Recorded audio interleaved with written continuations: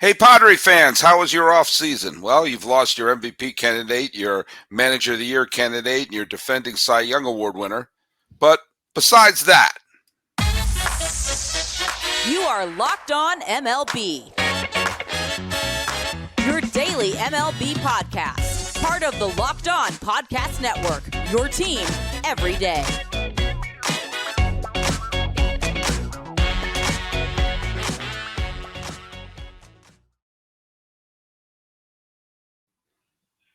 hello, baseball fans, and welcome to Locked On MLB, part of the Locked On Podcast Network, where it's your team every day. This is the daily podcast. We talk about all of Major League Baseball. I am your host, Paul Francis Sullivan. If you don't believe me, how could I have a lower third that claims I'm Sully?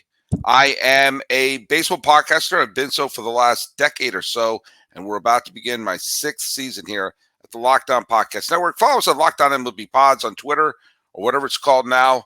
And Instagram, I am your pal Sully at Sully Baseball on Twitter, Sully Baseball Podcast on Instagram. And a quick reminder that today's episode is brought to you by FanDuel. Make every moment more. New customers join today, and you'll get $150 in bonus bets if your first bet of $5 or more win. Visit FanDuel.com/lockedon to get started. Really observant watchers of the YouTube video will notice that I'm not the only person on the screen. Right over there, with a beautiful head of hair, lovely glasses, and images of Pac-Man all over the place. Ladies and gentlemen, boys and girls, it's friend of the podcast, Javier Reyes of Locked On Padres. We're doing a crossover today. How you doing, pal? I'm doing great as I finish sending my last text messages, of course, as one does when they're recording a podcast. Yeah, I'm doing great, man. Been on. Are you playing Wordle? Are you now playing Wordle? What else are you doing? No, but it's called Squeegee. It's this lemon game. Hold on, no. Hear me out, everybody. You need to go check this out. Not a sponsor. Not a sponsor. Squeezy word game. Just go look it up. It's with these like lemons. It's got a blink, looking screen. Yeah, go check that out. I'm not playing enough games to start my day between my mom and Julie and I playing. My cousin Julie and I and my mother playing Wordle. Playing Connections with some of my friends, playing Immaculate Grid with my cousin Dave and with Jeff from Times Mini Dodgers. Crossword, maybe you could throw that in there. There you go. Or I could learn more about life. Or we can answer the trivia question like the one I threw out yesterday when I had Mr. Antonellis on from the Worcester Red Sox. The question was, who is the only first-round draft pick that the Red Sox have ever made who went on to the Hall of Fame? Only one first-rounder in Red Sox history now has a plaque in Cooperstown. Can you throw a guess out? And is it someone of like the last 20 years? I can tell you, his picture is somewhere over my shoulder right now. It says 82 Red Sox. He's on that one and on the one next to it. He appears in two pictures over my shoulder. I can't see it perfectly. All right. The answer is Jim Rice. Jim Rice. For my time, what can I say? Is the only one. Now, Roger Clemens should be the second one. But Roger Clemens has become problematic. But Jim Rice is in the Hall of Fame as a Red Sox first-round draft pick. But we're not talking about the Red Sox. We're talking about the San Diego Padres. And we're talking, especially in this first segment, I want to just talk about the potential of the National League playoffs altogether. We've seen how weird the National League playoffs have been. And I've been a broken record of this, but the last bunch of complete seasons, the only division winner to win a pennant since 2018 of a full season, not counting the COVID season, has been the Atlanta Braves, who are a team that had a losing record in August of that year of 2021. The Nats, the Braves, and Nats are a wild card. Braves were a sub-90 win team. The Phillies I would hate to bring that up, the Phillies in 2022, last year with the D-backs. I mean, we're seeing it doesn't take a juggernaut to win the pennant. And in fact, it doesn't even take 90 wins. So you're looking around. If you're a team sort of hovering somewhere in the middle, you've got to think, hey, why don't I just make any move worth 2 or 3 wins? And that might be, and then you could be telling your fans, hey, we delivered a pennant for you. The Padres, of course, went all in a couple of years ago. What's your take on them right now, and how do you think they fit in this wild National League race? Whew. They are in easily the quietest stretch that they've had in a long time. Because of actually not the quietest. I think the quietest was actually heading into the 2022 season, which ended up going well, which is why I think that a big important debate amongst Padres folk right now is like, where exactly to allocate your resources, because this is a team that has been the big spenders. They've been the big trade partners for everybody. Whoever is good at baseball, general manager AJ Preller is interested. Apparently, that's all it takes for him to give you a call. But instead, they've actually played it a little bit more slick. They've made a lot of smaller moves, with the exception of the Juan Soto trade, which was partially, dare I say, majority of a money issue because of their TV deal and the loan and blah, blah, blah, and all the things that people like, talking about, running into the ground. That they had that thing, but they also got a lot of pitching depth behind it. So they did that. They, instead of keeping Scott Barlow, one of their relief pitchers that, they traded for at the deadline last year from Kansas City, really effective player, off season though, this past year. And instead they traded him to Cleveland and got Enil De Los Santos, and then they went and signed Yuki Matsui and Wusat Go. So they spread their money out a little bit more to have some more depth. And it's just, you're not used to seeing that, especially under the AJ Preller tenure. This is a guy who's traded like every prospect that is worth anything for as many different stars as he can. And sometimes it's worked. Like you alluded to before with the Phillies National League Championship Series, they unfortunately didn't win. But on the other hand, it's like, well, the Padres haven't won 90 games since AJ Preller took over. And I think that for a team with all these stars, they have really underperformed in a lot of ways. The fact that you just don't know what the heck you're getting from this team. First year of Machado, they start off good, then they fall apart in the second half. In 2020, they are the story of baseball. Tatis becomes a superstar, even more so. He's on the cover of MLB The Show. They lose to the Dodgers because the Padres' top 2 pitchers were out, even though the Dodgers like to act like they beat us fair and square, whatever. Then you have 2021, where it's like Darvish and Snell and Kim and all these other different moves. And then they have one of the biggest collapses of the second half of history. Then the year after that, they're like, oh God, so we lost Tatis to an injury and suspension. And also we basically only trust Manny Machado on this team.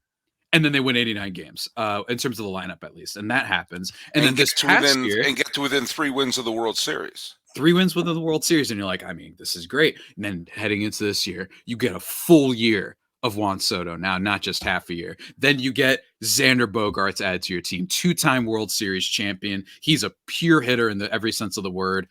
And you also, you get some starting pitchers in the back end with Seth Lugo and Michael Wacha.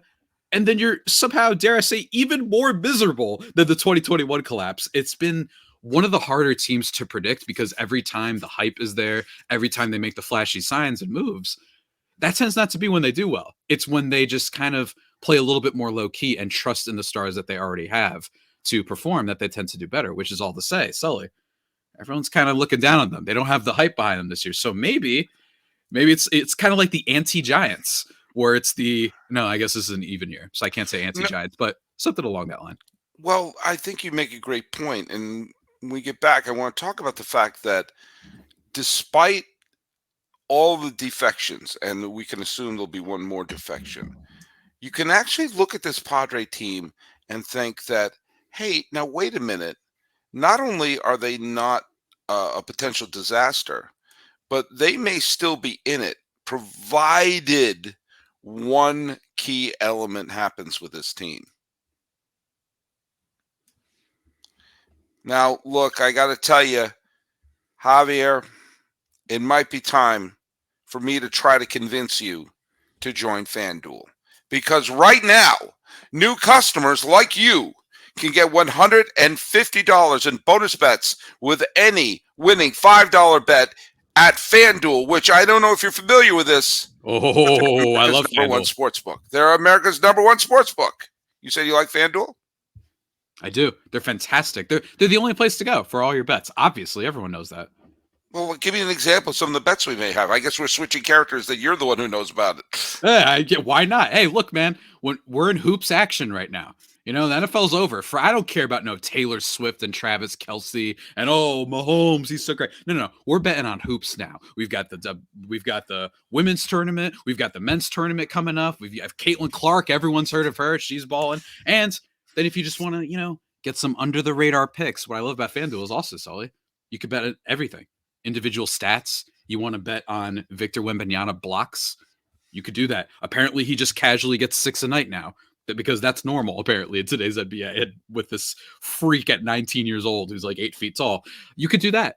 I like Tyus Jones, underrated as an assist guy. So maybe you want to bet assist stuff. He has like 28 over his last 3 games or something like that. Something crazy. But yeah, Sully, they just have you covered in every respect. And the deal is incredible. I mean, tell me more about this deal, seeing that I'm now the person who doesn't know about this. It's $150 in bonus bets if you win. First-time customers, your first $5 bet. All you got to do is win. So you want to just bet like, hey, I think the Denver Nuggets, defending champions, will win tomorrow. I'll put $5 on that. Boom! They give you $150 for free. Just like that for the rest of FanDuel betting. Just like that. Well, it feels unlucky not to do this. This is incredible. Exactly. Precisely that. And do you know where you can get it, man? Oh, you're about to say it. The best I know is you get it at FanDuel.com/LockedOn, and that's where I can shoot my shot. Absolutely. Go check that out, guys. FanDuel.com/LockedOn. New customers get $150 in bonus bets with any winning $5 bet. It's hoop season, and we'll soon be in baseball season. They've got some future odds up there as well. Go check it out. I hear it's the official sportsbook partner of the National Basketball Association. That is also true.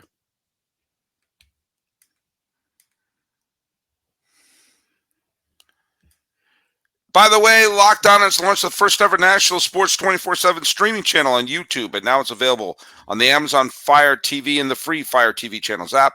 Locked On Sports Today is here for you 24/7 with the top sports of the day for the local experts of Locked On, plus our national shows covering every league. Find Locked On Sports Today now available at the free Fire TV channels app. Okay, it's not often that let's just assume Blake Snell is going to sign elsewhere. Mm-hmm. It's not often you can lose a front runner for the National League MVP, the reigning Cy Young Award winner, someone who was always in the discussion for Manager of the Year, lose all 3 of them in 1 year and walk away with a certain amount of optimism. Mm-hmm. And I just think it's because, first of all, as you alluded to, they still have Machado, they still have Tatis, and Bogarts is apparently moving to second base. Correct. So they could have the depth that they need at shortstop with the superior defensive shortstop right now. Yep. They still have some.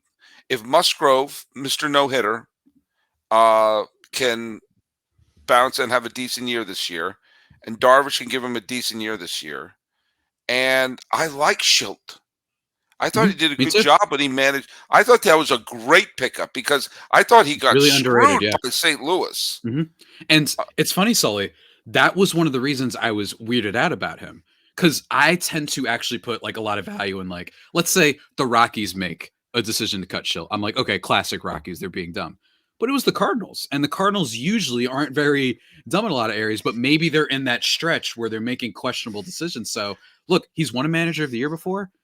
The team seems to like him. I think that Ruben Niebla, pitching coach for the Padres, he's been on record and has given some interviews talking to, like, they just work well together. And that's not a shot at Bob Melvin.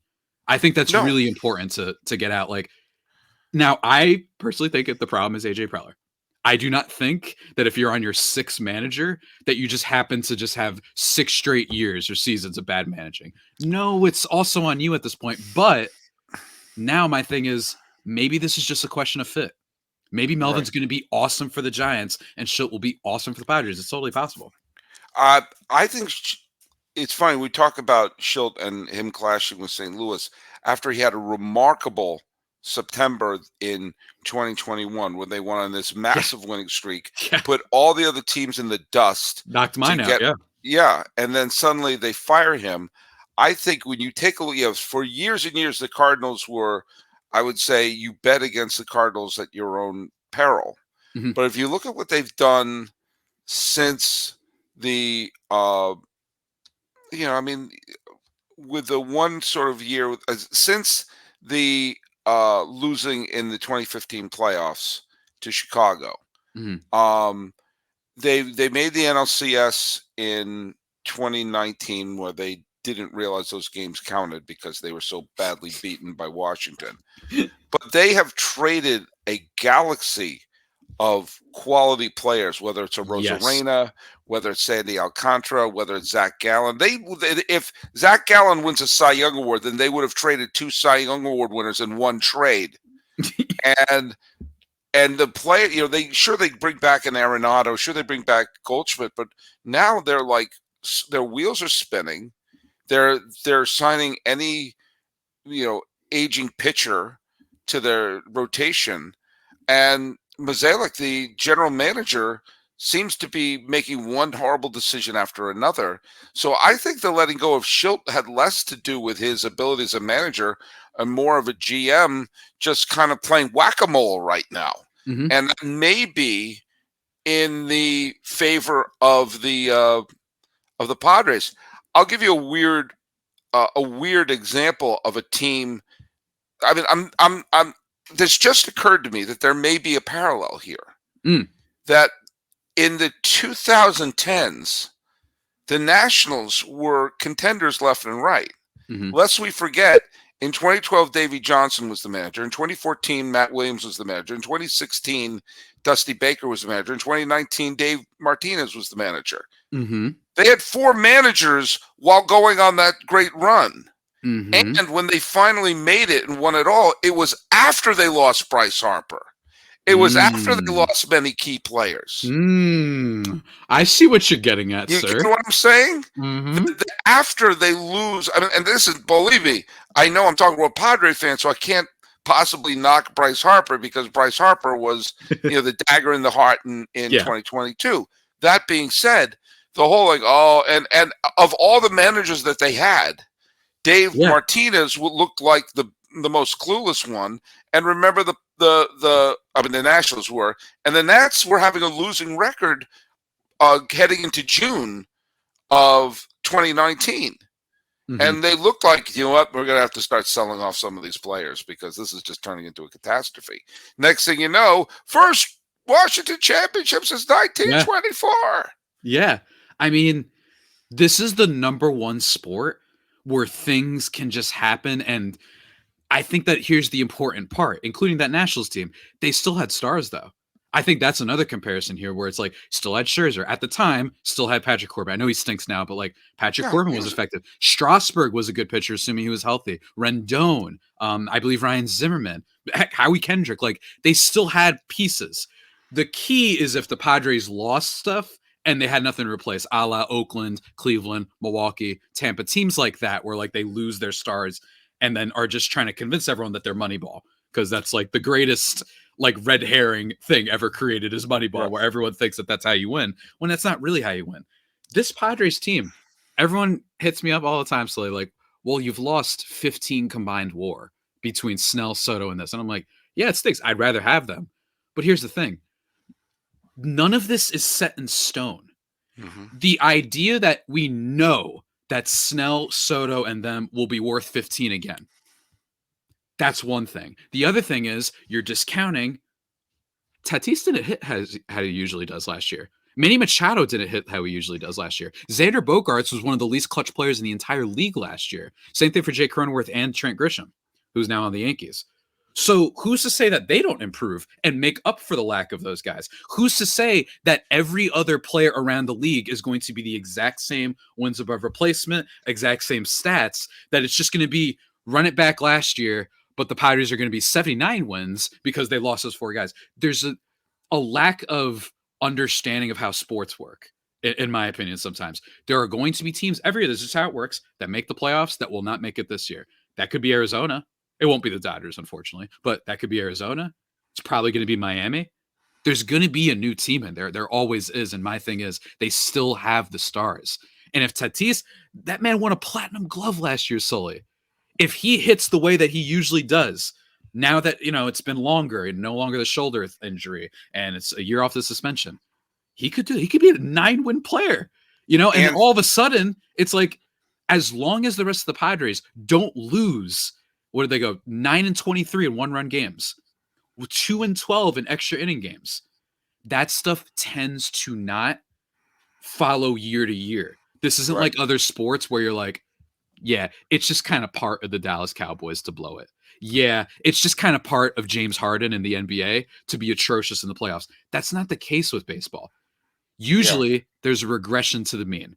And I think if the Padres just go 6-6 in extra innings, they make the playoffs. You know what I mean? So, and that's not a question of their talent. That's a question of just, it was a really weird year. Xander Bogaerts hit under 200 with runners in scoring position last year. With the Red Sox, he hit 300 over his career there. Believe.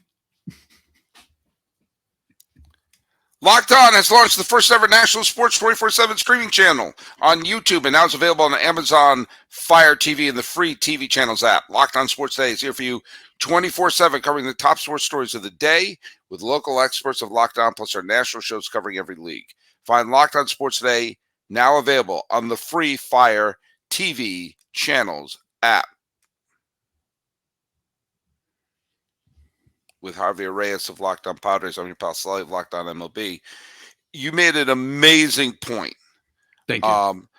That the one-run game and the extra inning games, all of those games are ones where a bounce here or there, a ground ball beat out, a foul ball that doesn't curve foul. Suddenly you win those games. Those are games where it's no longer skill. It's just chance at one point here and there. And if they were mediocre in either one-run game or the extra inning games, they would have been ahead of Arizona. Mm-hmm. And if they did exactly what Arizona did, we're talking about, hey, the defending national champion San Diego Padres. And is this a dynasty? Because this is 2 straight NLCSs. I mean, it's surreal, but it also, it shows how fast things can turn around. I mean, in 2021, the Rangers and the Diamondbacks were both 100-loss teams. Mm-hmm.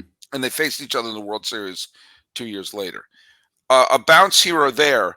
But also remember what we alluded to earlier, that they made a couple of adjustments.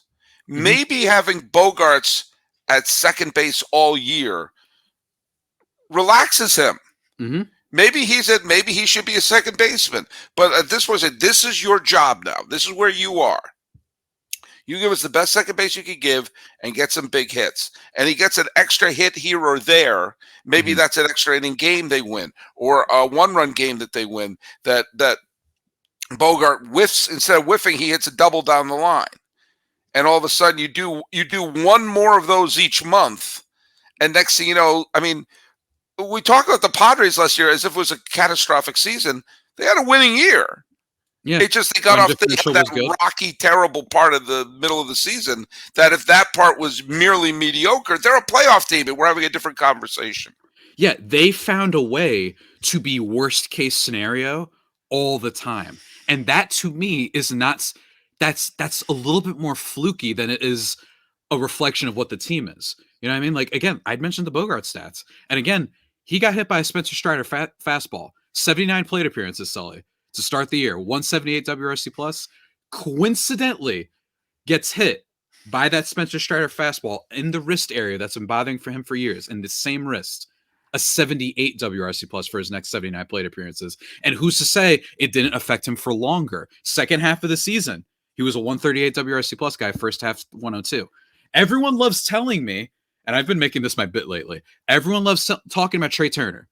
And how Trey Turner, he redeemed himself at the end. He's back. Well, Trey Turner, he had a 140 WRC plus second half, was even worse in the first half than Xander Bogaerts. And Xander Bogaerts had a great second half too. So I don't understand this thing where Bogaerts is like done. He's finished. Still put together nearly a 4.5 win season. All he had to do was drive runs in. And that's something that I do not think is tied to skill. It's kind of fluky. You know what I mean? Like, that's a fluky thing to happen for this long, especially considering it's not like he's ever had this problem before. So the injuries and everything. And like you said, like, if they just go so that we're 2-12, if they go 7-7 in extra innings, they're in the playoffs. It's not even close. Not even close. Forget being positive in those areas. 2022 Minnesota Twins. I just looked them up just now. They weren't great at run games. 20-28. And then they make the playoffs last year. So that's not even nearly as bad as the Padres were in one-run games. So could you imagine how obvious it is if they had a regression to the mean in one-score games? Then the Padres certainly can, because theirs was even more crazy and egregious. And another factor is that one thing that we've learned over the last bunch of years, especially if you're going to try to make, if you're trying to say, okay, let's punch our ticket to the postseason and take our chances, because that tends to be that, that should be the mindset that a lot of people have if you're putting a team together here. But the what's what I was trying to wrap my mind around this, that the idea that the having pitching depth is going to go a long way. If you punch your ticket and you're going to get some pitching depth, that's one of the keys.